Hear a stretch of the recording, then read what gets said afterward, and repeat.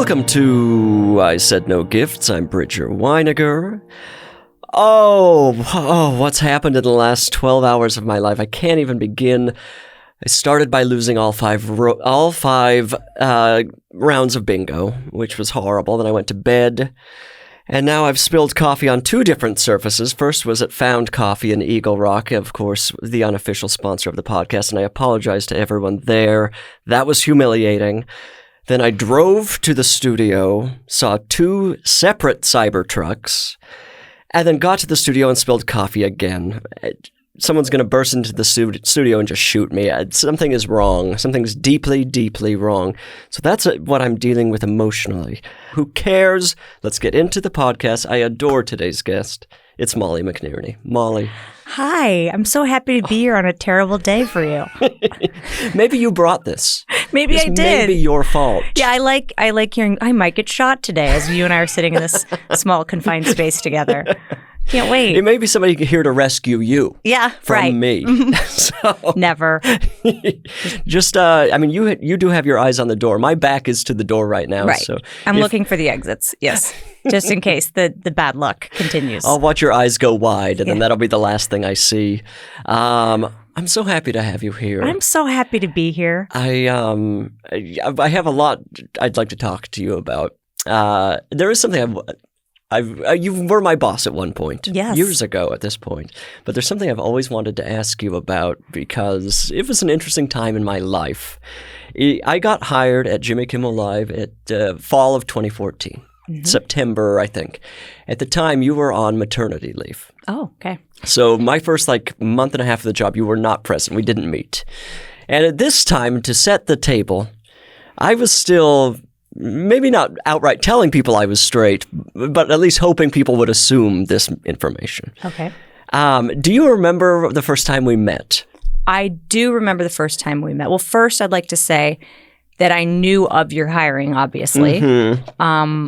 I remember Jimmy was a big fan of yours, as was I, on Twitter. Very sweet. And he reached out to you, and then he emailed me and Danny Ricker, the other head writer, or Gary Greenberg, I believe, and said, I love this guy on Twitter. Oh. Let's meet him. I was on maternity leave. I don't think I met you, right? I didn't interview you. Just came in and talked to Jimmy, right? Yes. Yes. And then I came back and I met you at the office. Not true. No? What? Where did I meet you? That's why I'm bringing this up. Okay, good. It was at a Halloween party. And again, at this point in history, I'm telling people that I'm at least completely closeted to everyone and telling people I'm straight. At this Halloween party, I brought a woman with me, and the first time I met you, I was dressed as Anne of Green Gables. Oh my God, yes, that's right. Wait, was that Sal's Halloween party? Whose Halloween party? Yes, it was Sal. Yes, Cousin Sal's Halloween party. Yes. So it was this moment, very interesting moment in my life, edge of coming out, but still, I cannot believe I was telling people this and still picking costumes like Anne of Green Gables for Halloween. Yeah, that should have been a sign. Wait, now this woman that you brought to the party, was this someone you were dating? Yeah. Okay. So, very casually. Yes. I've seen her, there were years that I didn't see her, but then I ran into her a couple of years ago at another Halloween party, and the first thing she said to me was, the last time I saw you, we were, dating. Wow. That's a good... Just a jarring feeling. Mm-hmm, totally. Wait, so I have to say, I don't recall that was the first time meeting you, but now I can completely picture it and feel it. And I don't remember. Is the question, did I know you were gay when I met you? No, I was just wondering if you had any memory of this, because to me, it was a very distinct meeting. Yeah. Now I do. I remember it. And I remember thinking, wow, he looks a lot like, I knew you from your Twitter profile photo, I think. It was Which is the not only a good visual photo. I had of you. And it was different, obviously, when you were dressed on Halloween. Right. My Twitter photo looks like kind of like a woman in prison. Yes. I think that my life until that point, people were very confused as to who I was as a person. Very. I was a little mysterious, I would say. And I do think a lot of people thought, this is if not a woman in prison, a very weird-looking woman in all denim. Yes. That's the only, basically, image of me on the internet. Right. It's a beautiful image. It's a gorgeous picture. I love that image. Were you... But I don't feel like you were even in a costume. I feel like this made such an impression was because I knew you were my boss. Right. And it was a first meeting. I was just like, what could she possibly be thinking right now? Oh, I was delighted. I loved you so much on Twitter. You could have been at that party dressed as anything, and I would have thought it was the greatest costume in the world. But Sal always had themes for his Halloween parties. Okay. Was there a theme? Because I hope it was Anne of Green Gables. Yeah, I do too. He usually had a theme. Like I remember one was Hollywood Boulevard, one was Too Soon, which was all. Now you look at it and go, everyone could be canceled for what they wore there. There was all sorts of themes. I wonder if there was a theme that there usually is one. Prince Edward Island. Yeah, we have to go back and see if there was a theme. I'll ask Sal. Yeah, he has an impeccable memory. Yeah, I can't imagine mine was on theme. There's no chance. There's no way that made it into a theme. I don't know. Yeah, I don't even know. I mean, obviously I love Anne of Green Gables. Yeah, of but, course. Other than that, I think I was probably out of costumes of other redheaded people at that point. Right. That I wanted to be, and I think that was probably my Mount Everest. Now, do you dress up every year for Halloween? Do you enjoy it? No. I actually hate it. You do? Do you dress up? I do. My husband hates it, so it makes it kind of hard. Right. I loved it as a kid, and my kids now love it. So I feel like I should dress up for them. Because I grew up, my mom always dressed up, and I always thought that was cool. Right. Do you do corresponding outfits with your kids? No. Costumes, not outfits? Yeah, no, I don't do that. Okay. No, and we don't do like the white T-shirt and the denim photo on the beach either. Yet. No, we don't yet. No, not into the whole matching thing. But it's hard because Jimmy hates to dress up, so you can't do anything with him. Right. So I usually just end up like a witch or something lame. It's a classic last costume. minute, just do it for the kids. My mom was a witch every year. She was. Yeah, it's a great costume. Everyone should just be a witch for Halloween. Just be a witch. I agree. Everyone looks great in the costume. Yep. You throw the hat on and any level of black clothing, you're a witch. Right on theme. And then you can do whatever you want with the makeup. You don't even have to have makeup. No, but you really respect when someone does. Oh, if they go for it? Yeah. Do you wear makeup? I haven't in a while on Halloween. Like a big green I thing. would. I will tell you, every Halloween, I say to myself, next year I'm going to get serious about this. Oh, of course. Because I look around at parties or even just out trick-or-treating with my kids and I think, why didn't I put a little effort into this? And it's always like the day before Halloween. I'm scrambling and I swear, and I'm not going to do this next year, and I'll put an alarm on my phone like for October 1st. To like, reminder, start thinking about it, and I ignore it, and then I'm in the same predicament every year. October 1st is not enough time. I feel like you do have to think about it for 6 months if you're going to have a decent costume. Totally. Now, I do it for my kids. Like, I get on Etsy and, of course. I always imagine these women on Etsy getting so mad at everyone requesting these custom costumes at the last minute. I'm sure. And now I get into this whole thing where when I'm buying something on Etsy, I want to know as much as I can about the person selling it. Oh, sure. And I'm like, who am I supporting? Where's my money going? Of course. I've never thought about this. Yeah, I get really crazy about it now, but it's really hard to tell. You're looking up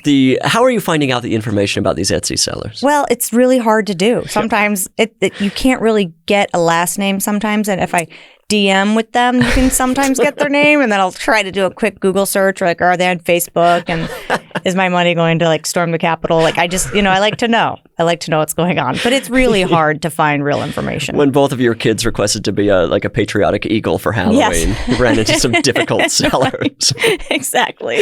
Wow, that's an interesting idea. I've never really considered that, but yeah, you can really end up buying from some dangerous people, I imagine. Yeah, I just want to make sure I'm not buying my kid's costume from someone who's trying to take their rights away. Just simple. Have you ever found any bad eggs? No, but I've sniffed it. I'm like, ooh, this is feeling like it could be bad, so I'm going to go with the other lady. Like, you can always find a competitor selling a costume, and it might not be exactly the one you want. Right. But you feel a little better about the purchase. It's worth it when you know that you're, yeah. Wow, I've never thought about Etsy for a Halloween costume. Oh, yeah, that's the place to go. But go early. Because they will charge you $30 to ship it if you mess around. Of course. Yeah. And is it like by request, or do they have different options? It's I just put in the name of what I want. So like my daughter wanted to be Wednesday from Addams Family last year. Right. So I just put in Wednesday costume for kid. 8T. It's her size. Right. And then you get a variety of options from different sellers. Oh, this is incredible. Some of them are like getting stuff on Amazon and just putting it on Etsy, which I don't like. I like to feel like it's actually been made in someone's home. Mm-hmm. No, I've just maybe I watched a YouTube about this. I don't know why, but about how Etsy's kind of getting ruined by that sort of person, where they basically will show a custom item, but it's not actually their item. Yes. And then they just have like essentially a factory in China send it to like Amazon. No, I want it being made in like a living room in Ohio. Of course. I want it to smell like a basement. Exactly. Please. Exactly. If it smells clean like plastic, no, thank if it comes in plastic, it's not homemade. No, that fabric better be from Joanne. Yeah, I want to smell a little bit of a cigarette on it. It's just ashed all over. Do you know what they're going to be for Halloween this year? Yeah, boring. My daughter wants to be a cat, which I've tried to talk her out of. That's just boring. It's a classic costume. Yeah, it's classic. And then my son wants to be, we've already purchased them, Grim Reaper. Oh. He's a little obsessed with death. So that should be fun. How old is he now? He's 7. That's the age, I think, when you become obsessed with death, isn't it? Totally. He asks me questions about death on a regular basis. Yeah, I remember like first, second grade, like starting to become obsessed with death, and then being at the pediatrician's office, and they had like an illustration for parents that was like, at this age, they become obsessed with dying. Really? Yes. Yeah. It's good to know because it's completely true, and parents need to be like prepared. How has that manifested itself? Well, he lays in bed at night and asks me things like, he goes, when I go up to heaven, are they going to have burritos up there? And I'm like, that's the type of valid question. Yeah, he wants to know like what he's eating up there. Who's going to be up there? What kind? Like, will his stuffed animals get to be up there? Things like that. So sweet. Also, pretty presumptuous. He assumes he's going to heaven. Yeah, by the way. Of course. Come on. We don't know. You've got a whole horrible life ahead of you. Absolutely. You could make a lot of bad choices. Yeah, you could be in purgatory by like 3rd grade. We don't know. But yeah, he does. He asks a lot of questions about that. And our son, it freaked me out because he had an open heart surgery. He's had 3 of them in his short little life, and he's totally fine and healthy and miraculous, and he'll live a wonderful full life. But he asks, like right before his last surgery, he was asking a lot about heaven, and it was freaking me out. It's like, dude, please stop talking about death. And he's like, it's going to be okay when I die because it's going to be fun up there, and there's going to be no pain. I'm like, okay, what? Boy, yeah. Oh my God. So yeah, that was fun. Where do kids get like who provides the first information about death to a child? Is it TV? Oh, that's a great question. Is it older siblings? Maybe books. Oh, interesting. Books or TV, like cartoons. Right. I mean, really, every Disney movie has, somebody dies. Like the first 5 minutes of Up. Right. Is just traumatic. Very true. There's a lot of death in kids' movies. Always a villain falling from a cliff or something. Yeah. Someone getting run over by a train. Interesting. Yeah. And I wonder, I guess there's just some point where your intelligence and the world around you click and you're like, oh, yeah, this can happen to me. Yeah. Oh, yeah. Then it just haunts you for the rest of elementary school. I'm just like avoiding death at all costs. Are you afraid of death? At the time, my two big fears were getting a tapeworm, dying of a tapeworm, or rabies. Awesome. Where'd those come from? Did you hear a story? The rabies came from... Well, I had a rat in first grade because I was obsessed with Ninja Turtles. My mom wouldn't allow... For whatever reason, she decided a turtle wasn't appropriate, but a rat would be fine. Splinter? Is that the rat's name? Splinter. And that's what my rat became. That's what it was named. But it escaped into our garage. Oh. And we all assumed it became rabid. My brother shot it to death with a BB gun. My apologies to the listener. Oh, no. It's just the world I grew up in. Oh, no. But so that was the first thing where I was like, oh, an animal can become rabid and spread disease. Okay. The tapeworm, God only knows. It must have come from a sibling. But I was deathly afraid of eating like raw bacon, all of these things. Right. And then having this worm just living in me. Yeah, that's a terrifying visual for a child. I was afraid of being kidnapped.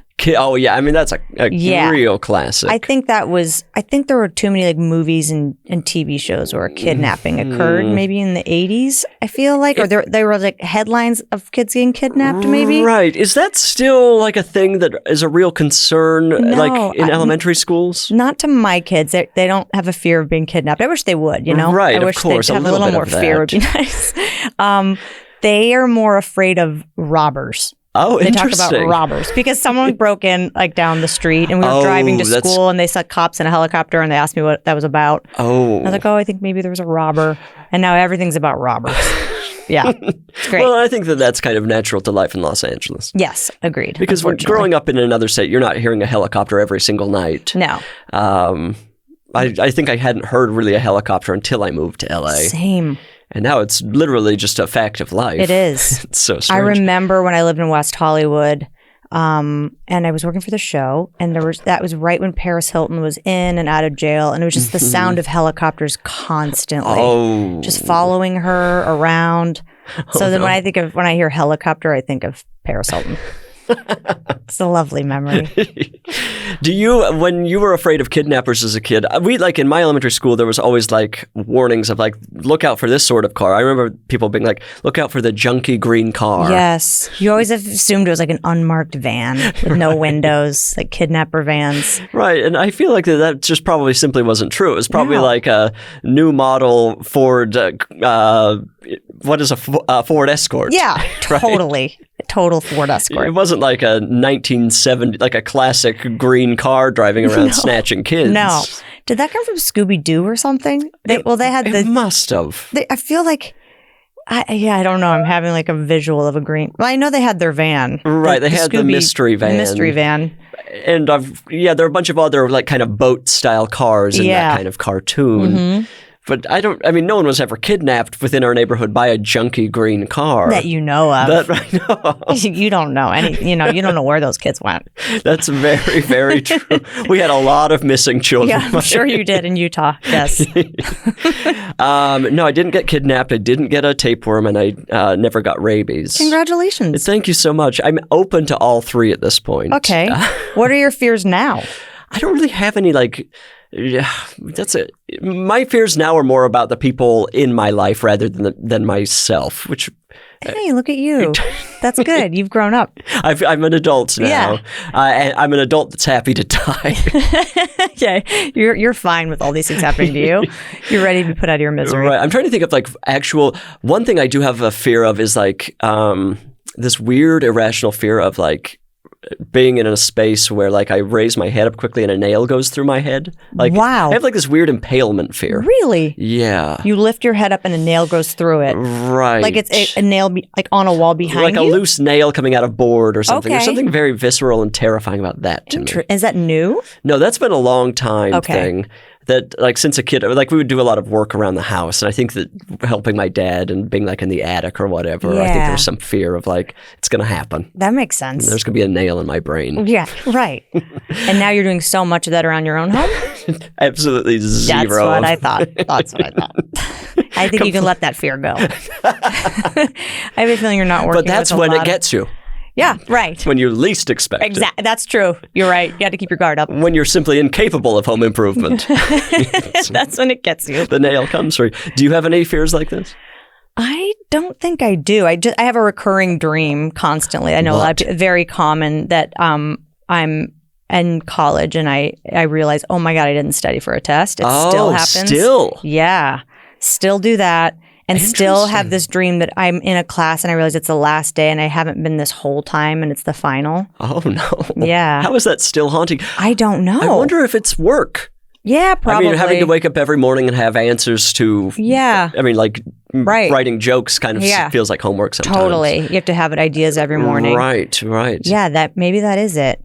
And then I always have a fear that I didn't take my birth control pill, and I have not been on the birth control pill for 20 years or something. I wake up, I'm like, oh, I forgot to take it. And I'm like, oh, I don't have to.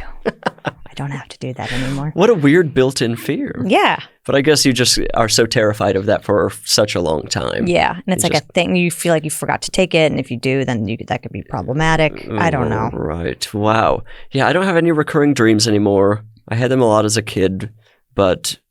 I guess the nail thing is the one big, and then I am gonna die behind the wheel. Oh no! The amount of near car accidents I almost caused today alone, probably 11. You're a terrible driver. I'm getting worse. You are. I'm getting so much worse. Oh no! Do you feel like you're a steady quality driver? I do. I think I'm a pretty steady quality driver. I will say. I'm a competitive driver though, and I get a little impatient, and I realize I'm going to get myself in trouble. But maybe the self-driving car is in your future. Oh, but that's scary Does that too. seem bad? I don't trust any of these Silicon Valley people to be behind the wheel either. No, I don't either. But I do think that you probably have a greater chance of being in an accident if you're behind the wheel. Maybe. Possibly. Maybe I am worse than a robot. Yeah, you're sure. I've always said that about you. You're worse than a robot. Bridger, I want that to be spread around. That's the gossip around. I'm going to start. I think what's kind of contributing to it are two things. First of all, my boyfriend Jim is constantly telling me I'm a bad driver. Okay. And then I've taken off. Whenever I use Google Maps, I take off freeways. Unless I really have to use a freeway to get somewhere, I will only do surface streets. So then, when I'm on freeways at this point, I'm very out of my element. Okay. And essentially, like a senior citizen driver, I'm very slow. I don't know what I'm doing. I'm missing exits. So when you and Jim go somewhere, he drives. He demands. Yeah, I'll be like, please let me drive. Why? Because occasionally he'll complain. He'll be like, I have to drive everywhere. I'm like, I offer every single time. Jimmy loves to drive, and I love to be a passenger. It feels great. Perfect. Yeah, I love to be a passenger. Yeah, I love to be a passenger. I also love to drive alone. I do like, because you get into like a flow state sort of thing where you're like concentrating enough. You're a better driver when you're alone. Oh, yeah. Okay. Oh, my God. If I am driving and Jim is in the passenger seat, we are in 3 times as much danger because he's constantly like gasping or being like, you're going to kill us. Okay. That sounds really fun. Now, do you agree on the same things to listen to in the car? That's a really good question. I am kind of in control. Because I have better taste. Oh. I simply have better taste in music than he does. Does he agree? Would he agree with that statement? He would. I think he probably would. He would say probably I know more about, at least within popular music. Mm-hmm. I have a better grasp of everything. A lot of the music I listen to, he doesn't want to listen to because, in fairness, it's loud and obnoxious. Okay. But the other half of the music I listen to, he's on board with. So I'm basically the DJ. Do you guys, I can't imagine you two get along musically. No. See, there's an 11-year difference, and he is all about, if we're up to Jimmy, it'd be yacht rock all day, every day. And I like to listen to things that are a little more current. Sure. I have all respect for the yacht rock, but there's only so much like Hall & Oates and Michael McDonald. I'm like, okay, I got it, man. And he also has multiple harmonicas that he keeps on the, what's this called? The visor? Thank you. He keeps multiple harmonicas on the visor and then plays the harmonica while driving, and it's a nightmare. It's a nightmare. That is dangerous behavior. It's dangerous. He's practicing, so it's not exactly arable. What? And it's hell. It's my hell on earth. Is it every drive? Mostly, yeah. And he's playing along to the music on the car. Yeah. Oh, sure no. is. Billy Joel Piano Man. That one actually is good. He can do that one really well. But then he'll just add harmonica to songs that have no harmonica. When did this behavior begin? Too long ago. I would say 8 to 10 years ago. Oh, no. Yeah. We've got to find an instrument for you to play in the car. I have to tell you, no. I have to tell you at the beginning, I thought, oh, this is charming. This is cute. He's like learning. And it's not that he's learning. He knows it. I'm like, oh, he's practicing an instrument in the car. What a multitasker. And now I can barely stand it because it's just really loud. It's such a loud instrument. All his years in radio, he is like partially deaf. Oh, sure. Everything for him has to be so much louder, and I'm very sensitive to noise. Okay. And yeah, it's not a good combo. Does he have one of those little things like Neil Young wears? Oh, yes, he does. Yes, he does. He wears it around his neck, and he holds the harmonica holds out in front of his mouth as he drives, and then he puts it in when he's ready to annoy me. This is incredible behavior. Yeah, it is. That is divorce. It is. Simply divorce. Irreconcilable difference right there. The harmonica. Wow. Hmm? Wow. I mean, I don't even know what to say. I mean, when that does lead to a car accident, that's going to be all over the news. I know. I kind of can't wait. I mean, I wanted you to be like a little one. Yeah, just like a minor, you rear end somebody, and then you have to explain you were playing the harmonica. Yeah, and I want a shot of him getting out of the car with that thing around his neck. Yes.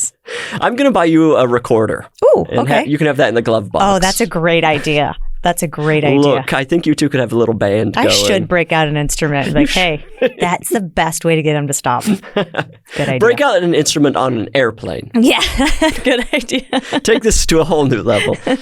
Well, speaking of totally inappropriate behavior, look, I was looking forward to having you here on the podcast today, Molly. I thought we'll have a great time. We'll talk about all kinds of things, and then we'll go home. Everyone feeling their best.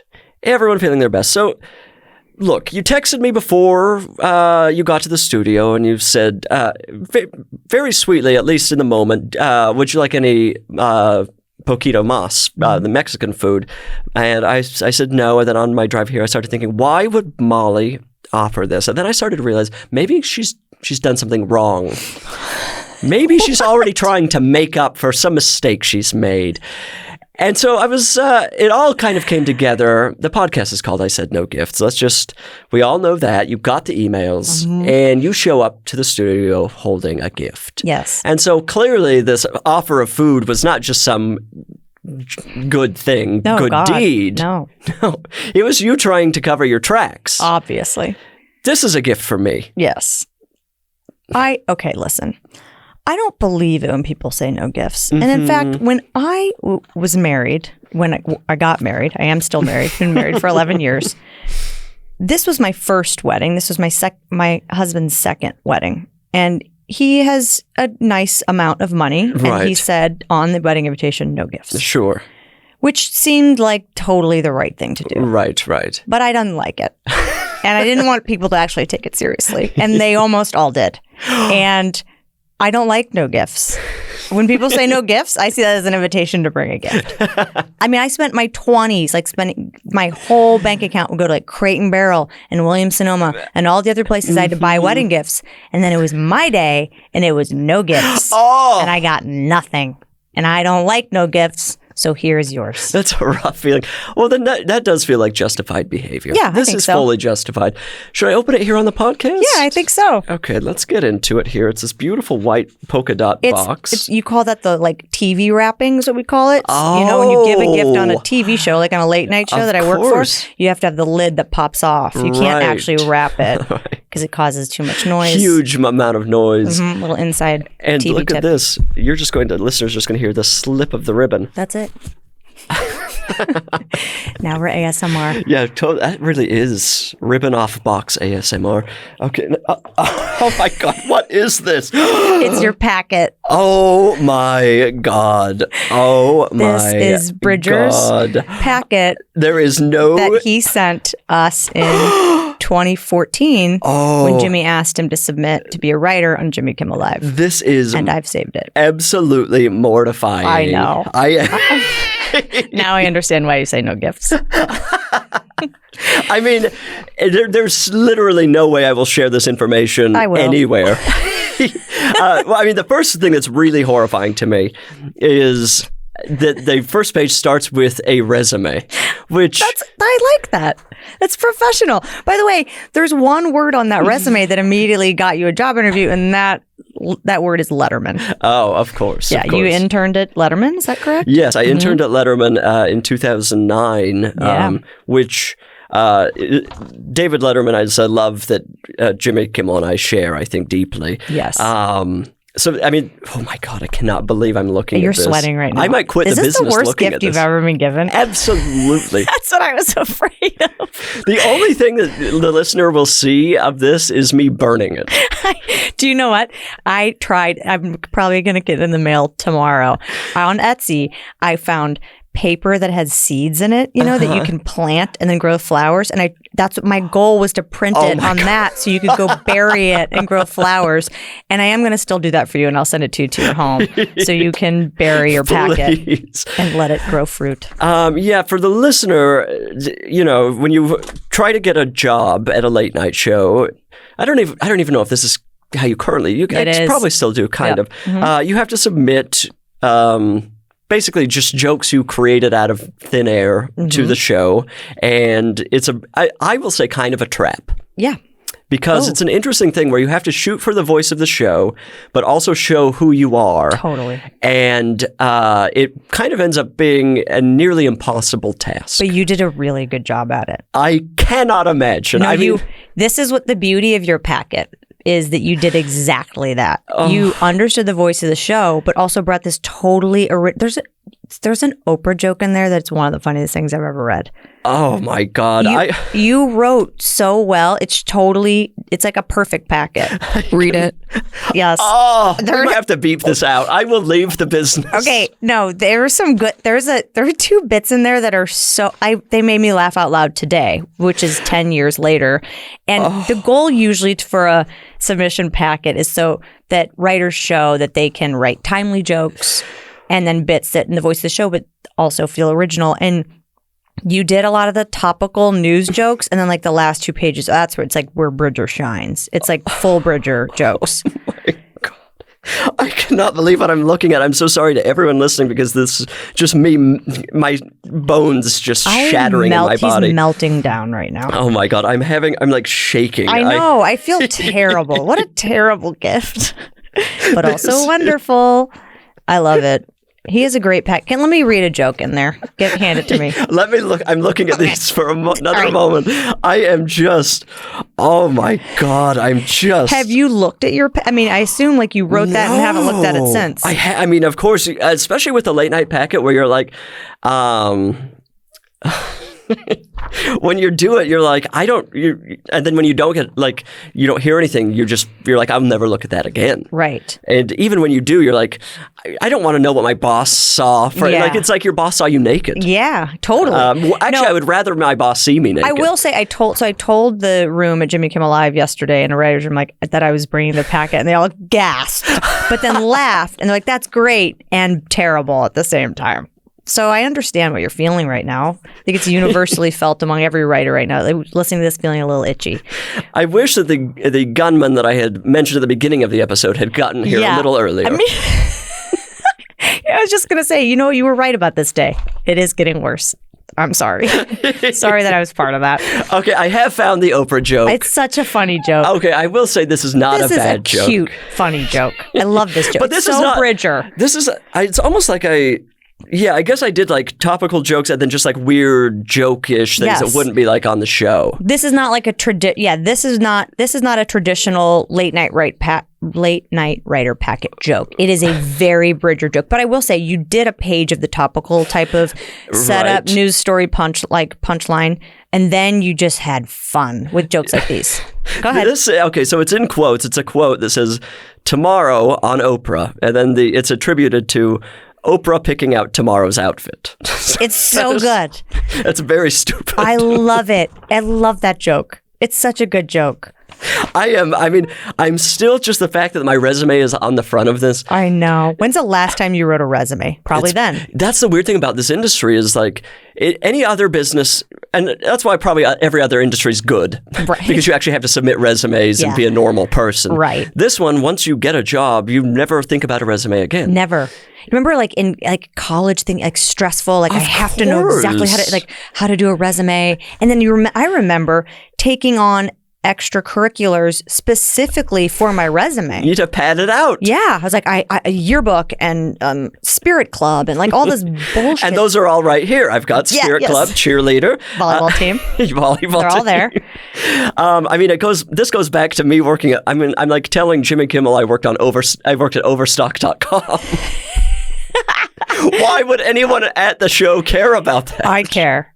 I love Well, it's gone now, right? Overstock. No, did you put it out of business? Interesting story about Overstock.com. What? They bought Bed Bath & Beyond. Right.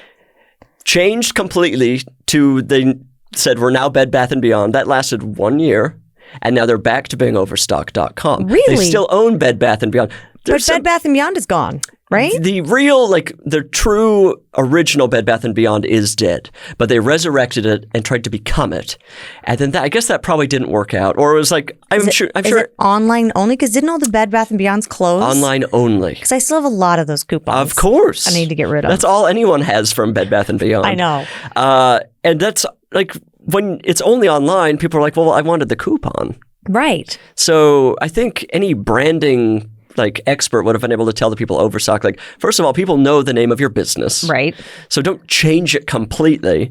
And second of all, you're becoming a business that went out of business. Yeah, that's very confusing. So it blew up in their face. Yeah, of course. If I had been there. Yeah, well, yeah, if you had, instead of writing Oprah jokes, stuck with overstock.com, maybe you could have saved it. But then it's got my, I'm also, I have my professional skills on here. You do? What are they? I didn't see those. Skilled in Microsoft Office, Adobe Creative Suite, online resources. What does that even mean? I can use the internet? You can Google stuff?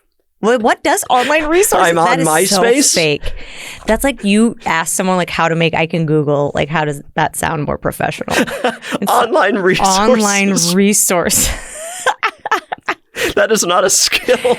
What else is your skill? Strong writing and editing experience in various genres. That at the time simply not true. Right. Yeah. I mean, like, what does that Name your mean? genres. You were at Letterman and Corden. Craig Ferguson. Craig Ferguson. Not. Right. What are we talking about? Extensive knowledge in both Windows and Mac operating systems. Because a good late night writer needs those. And then just general office and organizational skills. That's wonderful. If you need me to buy paper clips or refill the fridge. Yeah. Which is what we needed from you. This is just... Isn't it great? I feel like I'm staring into the sun. I'm just going absolutely blind looking at this. I will say you physically changed when you opened that package. Like, I really... It's like seeing a ghost. Yeah, it really did. I feel like you started melting a little bit. I'm sorry. And I'm also delighted. I've brought you back to the past. Which is I where we will all say wanna be. my Twitter follower count did grow.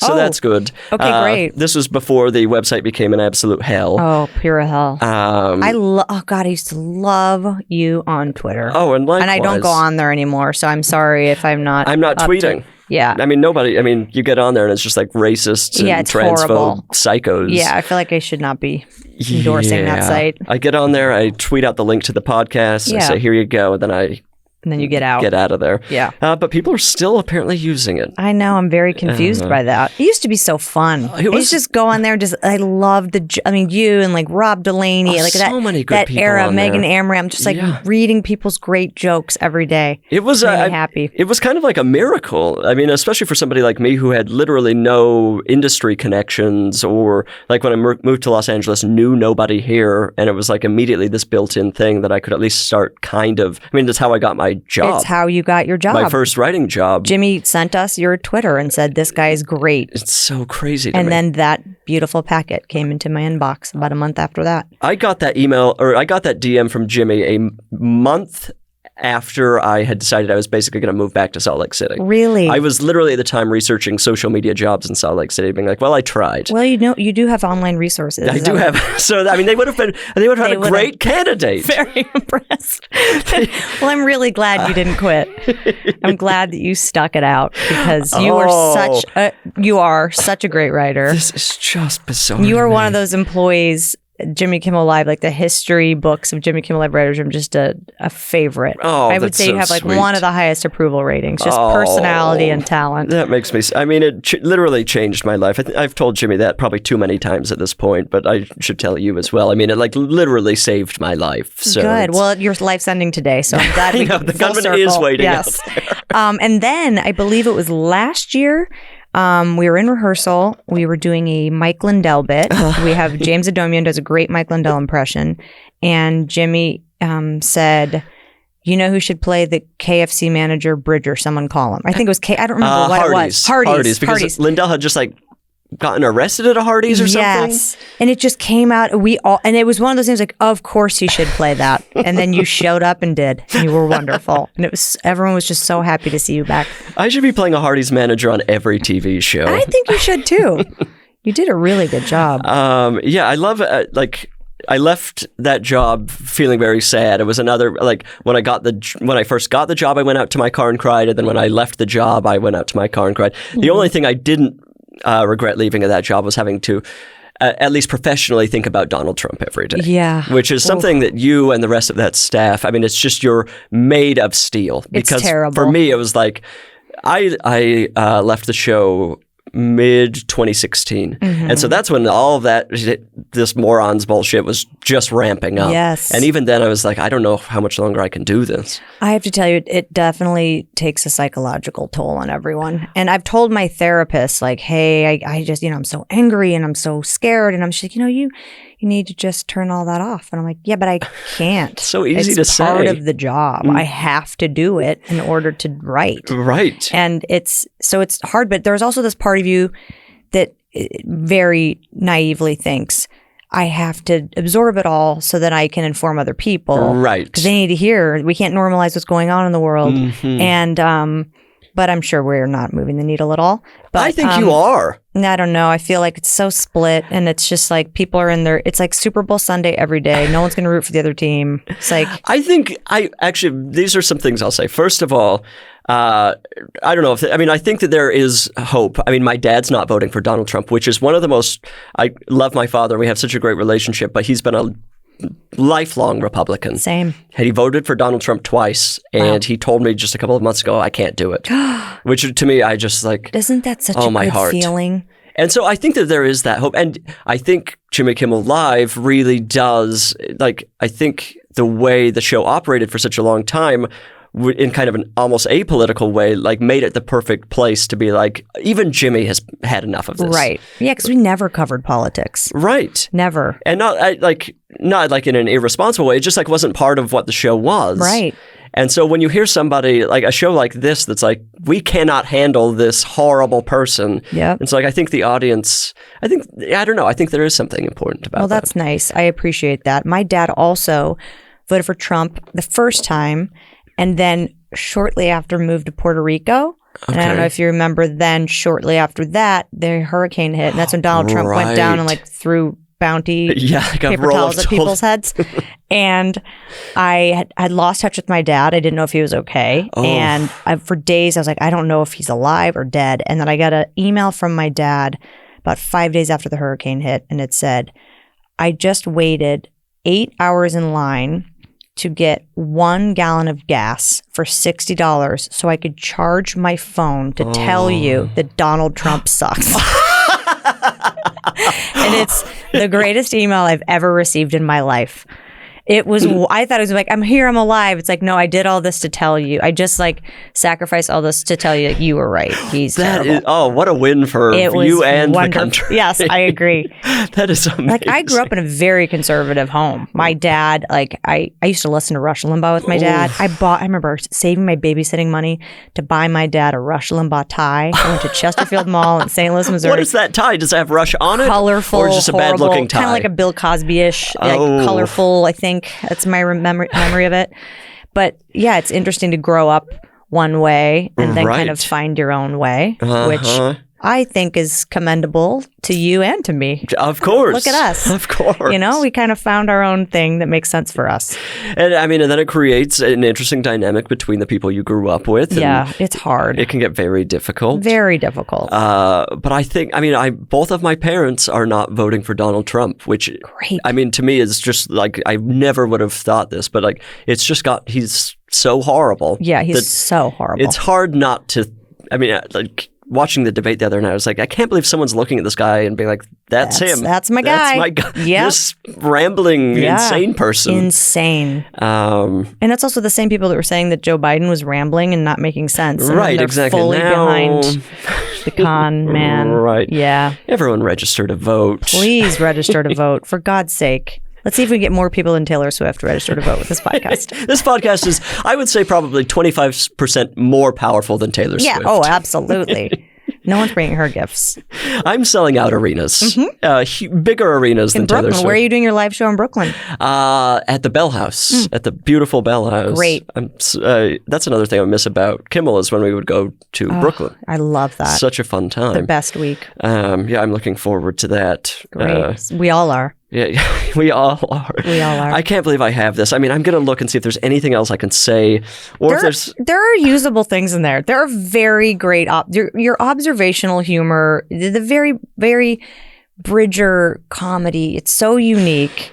There really is. You don't realize. I hope you do. I hope you realize how rare your voice is, because That's it very is sweet. Just a bright light I love it. I mean, I'm just looking at this, and this is just, I mean, simply the most mortifying thing that could have possibly ever been given. Read your given Game of Thrones bit. I like that. There's I think a bit? It's the first page. So for those still listening, late night packets traditionally have a couple of pages of topical jokes and a couple of pages of bit ideas. And Bridger did a very good job with both. And there's a Game of Thrones. I don't think we ever actually use any of these bits, but the Game of Thrones bit makes me laugh. I'm not reading this. Yes, you are. There's no way. It's so wonderfully dumb and wonderful. I love it. Okay, it says Game of Thrones recap. And again, any potential future employers, this was written over 10 years ago at this point. Also, he has good organizational skills in the office. It says Game of Thrones recap. Jimmy explains that Game of Thrones has a complicated plot. And again, this was when Game of Thrones was a topical thing. Yes, of course. Before it was run into the ground. Peak. Mm-hmm. Jimmy explains that Game of Thrones has a complicated plot, so it helps to have a refresher of what happened in each week's episode. He then introduces a clip, a dramatic sequence similar to the show's opening credits, which after 10 to 15 seconds of build-up cuts to a simple title card that just reads, "Something happened to someone with a beard." So I mean, if I were running a late night show, if I were the host of a late night show, it would be canceled after 10 minutes. People would be like, "This is the most irritating show on television." No, it's original. It's unique. It's so you, and I love it. There was one point where I was like, I can't believe Jimmy hasn't fired me because everyone feels that way every day. There was one bit, it was around Easter. I mean, like, I would obviously try to do things that were according to the show, but then every once in a while I'd be like, I'm just going to do one for me. And I pitched, we just do a straightforward commercial for bonnets. There was no other angle other than it would just be like literally a commercial for bonnets. Awesome. I'm like, he's going to just walk into the office and ask me to leave. Did we put it on the air? Absolutely not. Okay, I don't remember that one. He's like, what is he talking about? I love it, though. You need that because I think people get comfortable. And obviously the goal in a late night show is to write for the host and the voice of the show. But it also gets irritating when everyone keeps pitching the same stuff and you want new ideas. So you need that bonnet commercial. Every now and then you just got to change it up. I love it. I will say my favorite, one of the high points of that show that I feel like was a nice mix of everything that I was so happy to do was I pitched, there was some sort of windstorm or something in LA that was really horrible. And I pitched that a traveling wind chime salesman interrupts Jimmy during the monologue. Oh, that's good. And we got to do it with Fred Willard. Oh, God, the best. Who, R.I.P., one of the all-time best people. And that, like, to me, was like, oh, I basically got to do exactly the sort of thing I would want to do with one of my all-time favorite actors. Isn't that the best feeling? Oh, it feels so good. It's so good. And that, like, Jimmy, I mean, the show is like one of the few places anymore, I think because Jimmy loves Letterman so much, where you still got to do weird little things like that every once in a while. Where definitely. It's like, the audience is probably baffled. Right. Yeah, there's definitely things we do for ourselves on that show. But we love it. It's fun to do that type of thing. It feels really good to write something you're proud of and then see it on it's such a fast-paced thing, too. You're in 7 o'clock in the morning, you're in your pajamas, you're stressed out, you're looking at a blank page. Oh my God. And you just woke up from a dream where you didn't graduate college or whatever. And you are just freaked out. You don't have anything. Some days you really don't. Some days you do. Oh. And then by dinner time, you're watching something that you thought of in the morning. Right, with like a celebrity television. Or something where it's just like, there's simply no way I could have done this as a person alone. Right, it's crazy. And you have this great team of people around multiple industry professionals had to deal with whatever stupid thought I had. There's someone getting that like bonnet or whatever that you need. Yeah, it's wonderful. I love it. Well, I think I'm sure the listener's furious that I'm not getting more into this, but I'm simply, literally could not be more mortified. I mean, the fact that you have access to an electronic copy of this makes me so... I'm going to hack into... I'm going to use my online resources to get into your email. I would like to thank writer's assistant Becky Dorff, who sweet Becky, found that for me. And she keeps everything. And I just said, is there any way we still have Bridger's packet? And within 7 seconds, it was in my email. And it made me so happy. And I'm really happy to be a guest here that brought you the worst gift, because I think I might have. There's no way that there could be a worse gift than this. No chance. There's no gift that will give you the visceral reaction and just the wash of sweat that came over your body. Unless someone brings me the head of a family member. Right. It's like... Will Arnett next week. Look forward to it. Oh my God. Well, thank you for this. It's nice I'll probably never have another writing job now. Oh, yes, you will. This is I'm now permanently ruined. No. That's a 10-year-old packet, which got you hired on the show, I would like to say. I think it probably, in the end, was the online resources. Yeah, definitely. That was the clincher for the show. Absolutely. Well, I think it's time to play a game. Oh, I love a game. We're going to play a game called Gift or a Curse. I need a number between 1 and 10 from you. 7. Okay, I have to do some light calculating right now. Okay. So while I do this, I am going to be using some of my online resources. Oh. While I do this, you have the mic. You can recommend, promote, do whatever you want. Okay, I'll be right back. Great. Well, I work, as you know, as the executive producer and one of the co-head writers of Jimmy Kimmel Live on ABC, and we have that every night for you to watch, which we put a lot of great work into. Some great jokes like Bridger's and some not. And what else? What else am I promoting? I'm promoting myself. I'm a really good mom, guys. I somehow managed to have a full-time job and raise a 7-year-old, a 10-year-old. And it's not easy right now, guys. It's not easy. I have to ingest all this news every morning that makes me want to die, and then put on a smile and make pancakes and pack lunches and pretend that the world isn't on fire, and put 2 kids in the car and take them to school. And then I go to work, and then I try to make all this bad news funny, and it's not that funny, guys. It's not that funny, okay? So I'd like to promote that I'm still alive after ingesting this news every day, spinning it around, and raising 2 humans that I don't want them to know how terrified I am of what's going on in the world. Beautiful. Thanks. Beautifully done.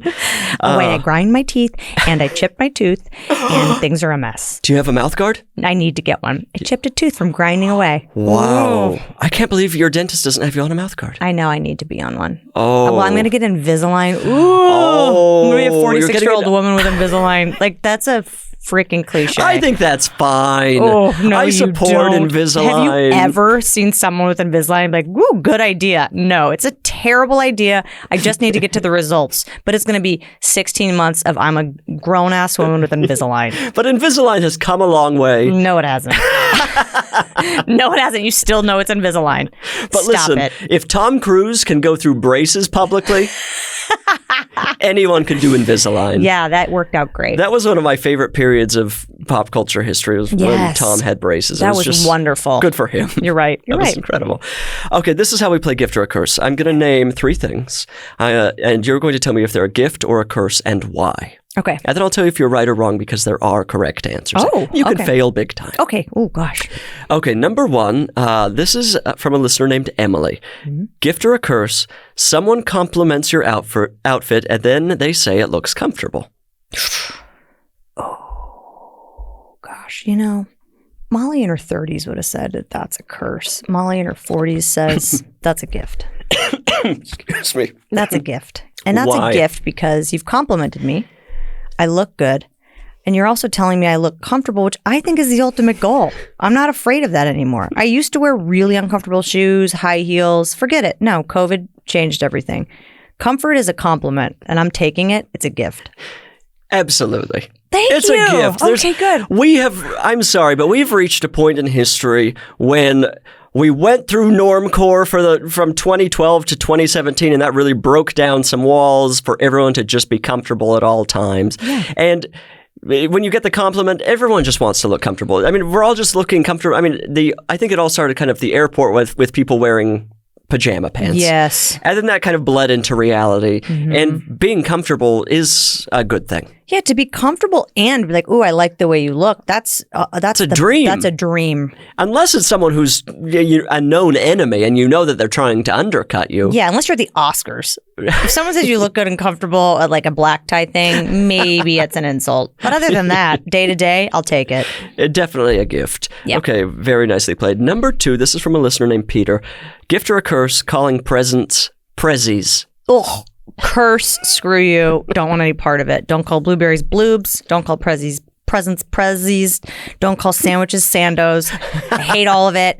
Don't get cute. Just call it. You didn't even save yourself a syllable. Present, prezzy. It's no. Goddamn curse, and I will die on that hill. Oh, unfortunately, Molly, that is a gift. Nope. Prezzies? First of all, I've never heard anybody say this before. This is the first time it's really coming to my attention. And you liked the way it sounded? You liked that. That felt good inside when you heard prezzies. You like... That makes that really, now I feel like my prezzy wasn't so bad. If you think prezzy is good. Prezzy is neither, you're not supposed to feel good or bad while saying it. I think that it's supposed to just send a shock to the system. To you and everyone around you. Right. And it makes everyone feel a little more alive when they're thinking, doesn't. Why is Molly calling presents prezzies? Is she okay? Nope. No. One time, I brought a bottle of champagne over to someone's house, and they said, thanks for the champs. And I almost just took it back. No. I don't like shortening words that don't need to be shortened. This all started with guac. Oh, fuck guac. Fuck all of it. No, I don't like any of it. Excuse my language. No. I hate it all. Don't be cute. Just use the word. It was made for a reason. Sando's a tough one to swallow. It's all hard. All of it. All of it's bad. Prezzies. Nope. Well, unfortunately, you do not get the point because it's clearly a gift. I will. I'm about to. I'm going to find that gun we were talking about. Molly, we hate to see a sore loser. So let's try to turn things around here. Okay. Number 3, gift or a curse, and this is from someone named Rebecca. And this is a long one. Gift or a curse, when you and a stranger are walking in opposite directions and you try to dodge each other but keep going to the same side. Then when you eventually figure it out and are able to pass each other, the stranger says, "Thanks for the dance." Ooh, that's hard. Gosh, it kind of depends on how it's delivered. And if, tell you what, if it's someone over the age of 50, it is a gift. Mm-hmm. Oh, I'm going to be really biased here because it's gosh, I'm now being ageist with this. You know what? I'm going to say it's a gift, and I know it's the wrong answer, but that's silly that you're going to call it the wrong answer because you like prezzy. But I think it's a gift. I'm not confident. It's more of a prezzy. I don't know. It's a gift. I'm going to say gift. No, God, I don't feel comfortable with it, though. If someone said that, I think I'd not feel good. This is harder than I thought. Here. I am really putting a lot of thought into this. I respect this. Okay. Thanks for the dance. If it's an old man, gift. Anyone else, curse. But you have to make a make a distinction. There's no two answer here. Against everything that my body is feeling. Am I trying to get it right, or am I trying to tell you what I think? You're trying to have the best day you possibly can. Okay, if I'm going to have the best day I can possibly can, I'm going to try to stay positive because it's hard to be positive in this world. Mm-hmm. So I'm going to say it's a gift. Thank you so much. What a cute little joke you made on the sidewalk. Oh, I don't like it. Gift. Molly, wrong. Ah, damn it. It's a curse. You should have. You're absolutely right. It's a curse, and I don't feel good about myself. You've already taken up too much of my time on the sidewalk. Shut up and leave me alone. Totally. I know. I totally agree with you, but it just felt so negative. And after shitting on Prezzy, I felt like, oh, come on, Molly, have a little hope in the world. Maybe instead of using your brain power to think of your little joke, you could have thought about getting out of my way. Yes, totally. Thanks for the dance. I hate him. It's borderline sexual harassment. You're right. I don't want to hear from you. You're annoying. We all know it's a frustrating experience. I'm flustered. I don't want to have to laugh. I don't want to have to wonder what's going on with you as a person. Leave me alone. No, thank you. That's a curse. And unfortunately, Molly, you got 1 out of 3. What if that person was wearing a T-shirt that said the name of your podcast on it? I would say, do not tell anyone you listen to my podcast. I said no gifts. No, you'd be like, I mean, come on. If someone's wearing the I said no gifts T-shirt coming to you, you would maybe like it a little more. I would say, take that shirt off. I don't want anything to do with you. You are sullying the name of my good podcast. Great. Now it's a shirtless guy doing it. It just got so much worse. Great. Find something else to listen to. All right. You know what? I appreciate your conviction. I like that. Well, poorly played. What a failure I am. Poorly played, and we hate to see Poorly played. I brought a terrible gift. I failed. You know what? This is why I keep having this nightmare that I wake up unprepared for the test because of moments like these. You are going down in absolute flame. 100%. Okay, well, this is the final segment of the podcast. It's called I Said No Emails. People write into isaidnogifts@gmail.com. And my listeners are desperate for answers. They all have different problems in their lives. Will you help me answer a question? Yes. Okay, let me get into the doc here. Greetings, Bridger and surprise guest. What a great episode so far. That's very nice of them to assume. Here is the problem I desperately need solved. My daughter is in first grade and will be invited to a number of birthday parties this school year. I saw these keywords and I thought Molly could be a perfect person for this because I certainly, well, actually I am. I'm good at answering every question. Of course you are. Rather than running multiple errands to pick up gifts for various 7-year-olds like we did throughout kindergarten, what are some fun and useful gifts I could purchase multiples of and have ready to go when another birthday party rolls around? With gratitude, Andrea. Okay, Andrea, I love that you asked this. This is my kind of go-to for gifts for kids. Art supplies and books. Okay. And you can buy them by the bulk. I also, if you really like a friend, and I got this is going to be the most obnoxious thing I've ever said. I stole this idea from Oprah.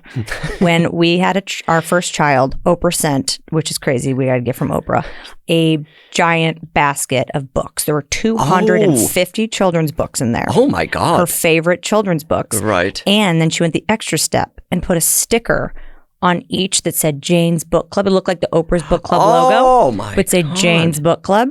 And so that's what I do now, but I only send like 10 books. I don't send 250. Right. But 10 books, like giving kids books, like here are the 10 books my child and I enjoy. Best gift. And you just buy a bunch of them. Right. Have them in little stacks, give books and art supplies. You know why parents like art supplies? Because like they're disposable. They go away. You can use them and then get rid of them. I know that feeling on this podcast. Not some big plastic thing. Yeah. Yeah, you're going to put that right in a shredder, what I got you. I'm going to put this in a cannon and fire it into the atmosphere. Yeah. I know this is going to be also an earnest answer, but I also like making a donation to Children's Hospital. Oh, of course. They saved my child's life. So when kids have birthday parties, they go, hey, we made a little $50 donation and you're named at Children's Hospital and here's a favorite book of ours. That's a good gift. Children or not, give a donation to a hospital. Kids don't need anything else, mostly. Right, right.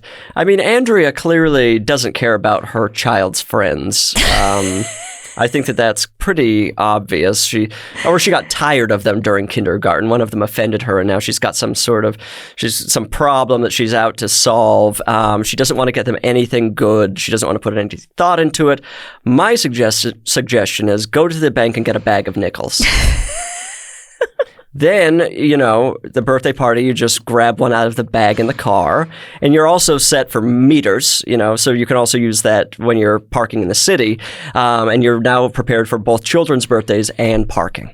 Yes, that's a terrible gift idea. 7-year-olds tomato. 7-year-olds don't want your filthy nickels, okay? They'd rather you give them like a pack of gum than a pack of nickels. Andrea is going to be the hit of the birthday party circuit with her nickels. Nope. She's not going to be worrying about the meter running out. She's going to come in with the single nickel. Or the child. I guess the child will be the person sent in with the nickel. And they're going to make a lot of friends this way. They're going to be very popular. They're going to become the nickel kid. That's going to be their nickname now. Because kids don't even work in change. They don't have change. They don't have a use for it. There's not like bubblegum machines. This is not like penny candy like our parents talked about. They don't want your nickels. Your filthy nickels. I don't know what problem you have with currency. Don't listen to Bridger on this, guys. Come on. Andrea, go to the credit union, go to your bank, wherever you need to go. Actually, ATMs should give nickels. That's an idea for the banking industry. Look into it, banking industry. Go to the bank. Or just scrounge around the house for a few nickels. I can't imagine your kids got more than 2 friends. This family seems like losers. Get the nickels, put them in the glove compartment or what's the middle thing in the car? The box that sits between the 2 seats. What do we call that thing that you lift up? The console. The console. Oh, interesting. Center console. Center console. Mm-hmm. Mini coffin. The guinea pig coffin in between the 2 seats that's now just full of kind of loose change, and prepare for the family to be run out of town. Happy birthday to you. What a nice gift. Everyone appreciates a single nickel. Oh, yeah, totally. I throw those away. Must be nice. Must be Just throw nice. them in the garbage. I have no use for them. Okay, well, Andrea, you've gotten your answer from me. From me. We'll probably have to beep out a lot of what Molly had to say because her advice was borderline So useless. We don't want too good of advice on this thing. But Andrea, do not write back in. I don't want to hear anything else about this situation. It makes me sick. Oh gosh, Molly. Well, you've essentially, I've been assaulted with a piece of history of mine, which is making me question everything. Don't you want to go back and rethink inviting me here? I want to rethink my career. I'm going to tell my agents and manager today that I'm leaving the business. I'm going to crawl back to Overstock.com and tell them that I could have saved them from the Bed Bath & Beyond disaster. It would be so fun if we could submit that packet right now under a different name to all the late night shows and see if we get a bite. I bet we could. Absolutely not. Oh, yeah, I bet we could. No, someone would find out and I would become the laughingstock of the industry. Even more so than I currently am. Absolutely not. I stand by that packet. Well, look, I do appreciate the shock to the system. Good. I'm glad you need it. I feel very alive. Yeah, it's like a cold plunge. I gave you a cold plunge right here. The endorphins are going. And it does, it's a nice look back to think at some point I almost completely ruined everything for myself. You are ridiculous. That's a great packet. Oh my God. It's so I want you to write one now, like current day. Oh, writing a packet is Doesn't that so sound stressful. Terrible? It is a stressful experience. Awful. I feel bad. I have to read packets, for my job, and I always just feel bad reading them. Of course. I do. I'm like, they put so much work into this, and when you don't like it, I always go like, oh, hold on, I'm going to read it again. I try to read it again the next day. I'm like, maybe I was just, I don't want to bring my own stuff on this. Like, maybe I'm in a better mood today. I'm going to read it now. I'm like, oh no, I still don't like it. Shoot. And I feel bad. But there's a lot of good ones like that one. Oh, packets. I don't know. Well, thank you for bringing this here. You're welcome. And I'm so happy you could be here today. I'm so glad I could be here. I absolutely adore you. I love your podcast. And I just think you're a special human being that we are all lucky to have in our lives. Oh, God bless. We've come a very long way from Anne of Green Gables. Yeah, we have. I'm so sad I forgot that that's how I met you. Now I can see it perfectly clear. I've got a photo. I'll post it to Instagram. Maybe that will run some memories for you. Please do. It is a good costume. My mom made it for me.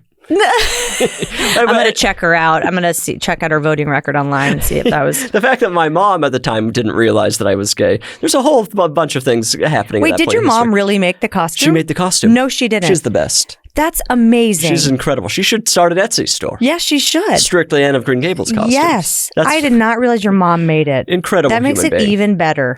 Oh, now I can't wait to see the photo. Yeah, it's a really gorgeous costume. Where is it now?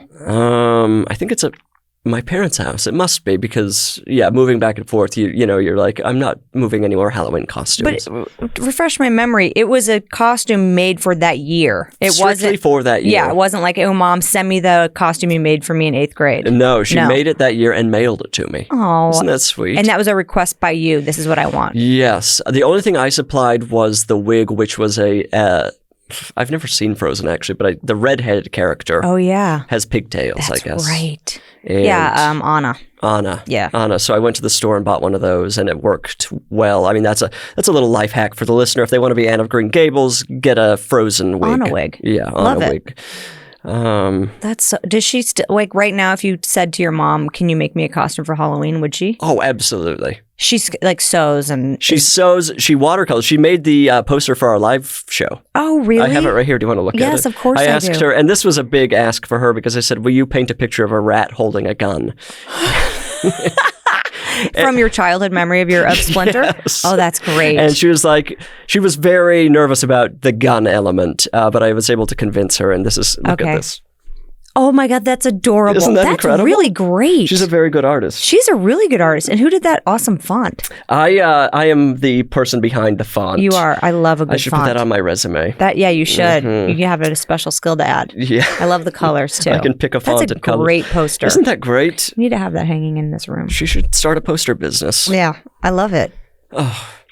This was really nice. This is so nice. I Thank really you so like much. seeing you. Of I course. know. Oh. Next time you'll let me bring Paquito Moss for everyone. I'll bring Paquito Moss and something that doesn't just shake me to my core. Maybe a gift that will make you feel good inside and outside. I'll try that next time. Listener, the podcast is over. It's simply coming to an end. You knew this was coming the moment you started the podcast, that eventually it would end, and now you're coming to terms with that. I hope you're coming to terms with that at least. Otherwise, you're going to have a meltdown. I love you. Goodbye.